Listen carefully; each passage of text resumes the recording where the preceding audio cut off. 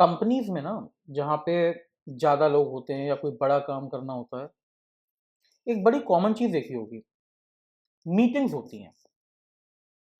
जितने भी लोग उस काम से रिलेटेड होते हैं, उनको इकट्ठा करके, बैठा के, बुला के, जो भी बात है, अब तक क्या हुआ, आगे क्या करना है, क्या प्रॉब्लम्स आ रही हैं, उन प्रॉब्लम से हम कैसे पार पा सकते हैं, उन्हें कैसे सॉल्व कर सकते हैं, इन सब के ऊपर प्रॉपर डिस्कशंस होते हैं। अच्छा, अब अगर तुम्हें मीटिंग अटेंड करनी है, तो अगर तो तुम्हारा अच्छा संबंध है, अच्छी अंडरस्टैंडिंग है और लोगों के साथ, तो तुम्हें मीटिंग्स में मज़ा आता है। और अगर उन लोगों पे तुम ट्रस्ट नहीं करती, उन लोगों से तुम्हारी अच्छी बनती नहीं है, एक बेसिक अंडरस्टैंडिंग भी नहीं है, तो तुम्हें उन लोगों के साथ बात करने में, उन मीटिंग्स को अटेंड करने में बड़ा पेन होता है। और आपका एक्चुअली मन भी नहीं करता उन मीटिंग्स को अटेंड करने का, और ना ही आप कंट्रीब्यूट करते हो। अगर तुम्हें लगता है तुम्हारी बात की कोई कीमत ही नहीं होने वाली, कोई तुम्हें समझने ही नहीं वाला, तो तुम क्यों अपना मुंह खोलोगी? तुम क्यों अपने जो थॉट्स हैं, अपने आइडियाज हैं, वो क्यों उनके सामने रखोगी? ऐसे ही होता है ना। अब अगर आप एक बात देखिए, बहुत सारे लोग ऐसे हैं जो अपने आप के साथ कन्वर्सेशन करते हैं, और जो लोग अपने आप के साथ कन्वर्सेशन करते हैं, वो लोग एग्जैक्टली यही जो सेटअप है मीटिंग का, एक्चुअली इसी को इंप्लीमेंट कर रहे हैं।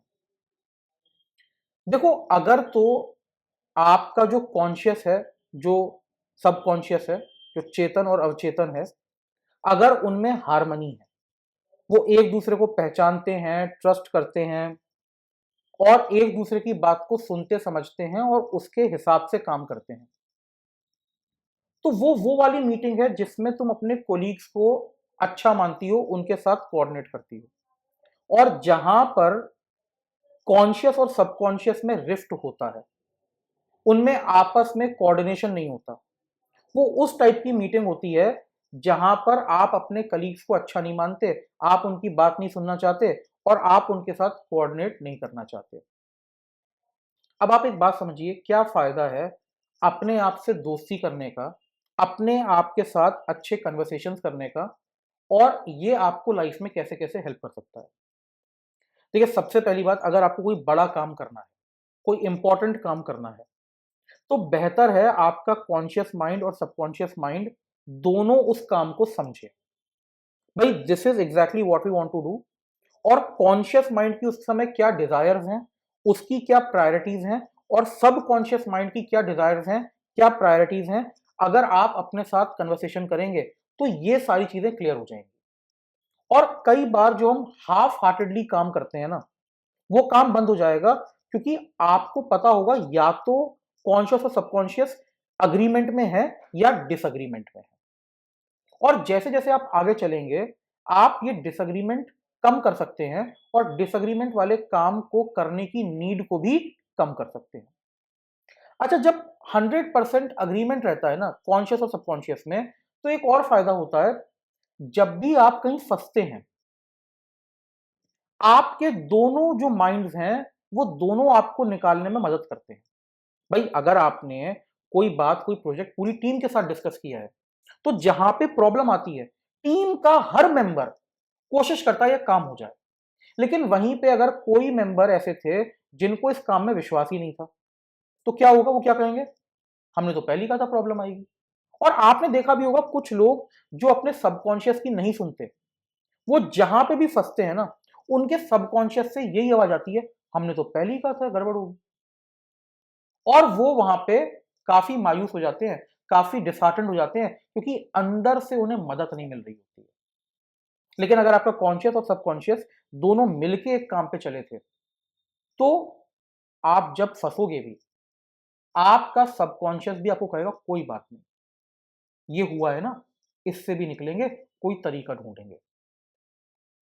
फर्दर कई बार हमें इसलिए नुकसान होता है कि कोई बड़ी बात थी, इंपॉर्टेंट बात थी, जो कॉन्फिडेंशियल रखनी थी, सीक्रेट रखनी चाहिए थी हमें। अब अगर आपके सबकॉन्शियस से अच्छे कन्वर्सेशंस होते हैं, तो बेस्ट बात आपको ये है, आपको किसी और की जरूरत ही नहीं है। आप खुद से डिस्कस करके किसी भी सिचुएशन को एनालाइज कर सकते हो। और मजे की बात है, आपकी कॉन्फिडेंशियलिटी भी खत्म नहीं हो रही, क्योंकि बात पहले भी केवल आपके अंदर थी, अभी भी केवल आपके अंदर है, लेकिन जो आपको डिस्कशन करना था वो आपका डिस्कशन भी हो गया। और आप किसी और को वो बात बताओ, उससे वो बात कहीं और तक जाए, ये सारा रिस्क भी जो है वो खत्म हो गया। और सबसे इंपॉर्टेंट बात, जो आज एक बहुत बड़ी प्रॉब्लम भी है, वो है लोनलीनेस की, अकेलेपन की। देखिए, जो लोग अपने आप के दोस्त नहीं होते, जिनके कॉन्शियस और सबकॉन्शियस में एक अग्रीमेंट नहीं है, एक अंडरस्टैंडिंग नहीं है, उन्हें एक एक मिनट खाली बैठना, अकेले बैठना सजा लगती है। क्योंकि आप एक्चुअली कभी भी बिल्कुल अकेले नहीं हो, आपका सबकॉन्शियस माइंड हमेशा आपके साथ है। अब वो ये है कि वो आपका सबकॉन्शियस माइंड आपका फ्रेंड है या आपका एनिमी है। अगर तो वो आपका फ्रेंड है, आपका अकेलापन जो है वो हमेशा आपको अच्छा लगता है, आपको प्रोडक्टिव लगता है, वो उस समय सॉलिट्यूड होता है, एकांत। और वही अगर आपके सबकॉन्शियस और कॉन्शियस में अंडरस्टैंडिंग नहीं, तो क्या होता है, आपका सबकॉन्शियस आपको कॉन्स्टेंटली क्रिटिसाइज कर रहा होता है, आपके हर लाइफ चॉइस को वो क्वेश्चन कर रहा होता है। तो इट इज ऑलमोस्ट लाइक कि आप हर जगह अपने दुश्मन को साथ लेके जा रहे हो, और जैसे ही आप दोनों अकेले हुए, वो आप पे हावी हो जाएगा। तो आपको फिर लोनलीनेस लगती है, अकेलापन लगता है।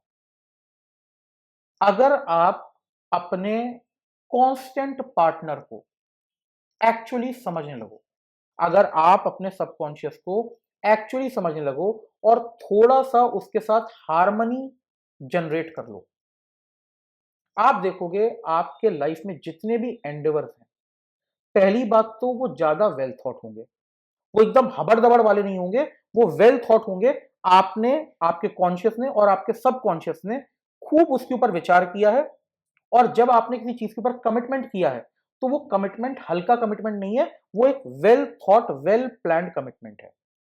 तो आप रैंडम काम कम करोगे। आप जो भी काम करोगे मोस्ट लाइकली सोच समझ के, उसके प्रोज एंड कॉन्स देख के तब करोगे।